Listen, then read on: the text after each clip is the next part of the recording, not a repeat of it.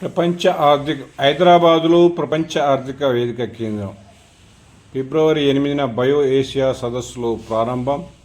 వేదిక అధ్యక్షుడు Barge Brent. CM Revanth Reddy సంయుక్త ప్రకటన. ప్రజల జీవన ప్రమాణాల మెరుగుదలే లక్ష్యమని ముఖ్యమంత్రి వెల్లడి.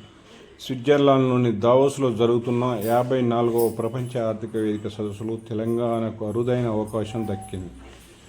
ఈ వేదిక ఆధ్వర్యంలో centre for fourth industrial revolution C4IRను హైదరాబాద్లో ఏర్పాటు చేసేందుకు ఒప్పందం కుదిరింది. బయో ఏషియా 2024 సదస్సులో భాగంగా ఫిబ్రవరి 28న ఈ కేంద్రాన్ని ప్రారంభించనున్నారు. దావోస్లో ప్రపంచ ఆర్థిక వేదిక వార్షిక సదస్సులో మంగళవారం 16వ తేదీన వేదిక అధ్యక్షుడు బర్గే ట్రెండ్ ప్రతినిధి బృందంతో ముఖ్యమంత్రి రేవంత్ రెడ్డి బృందం చర్చలు జరిపింది. అనంతరం ఈ విషయాన్ని సంయుక్తంగా ప్రకటించారు.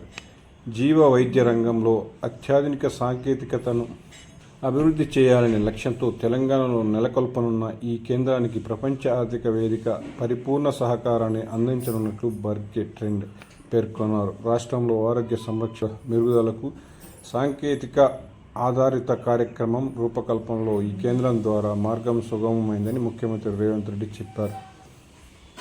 ప్రపంచ ఆర్థిక వేదిక విశాల దృక్పథం, నిర్దేశించుకున్న లక్ష్యాలన్నీ తెలంగాణ ప్రభుత్వ ఆలోచనలకు అనుగుణంగా ఉన్నాయి.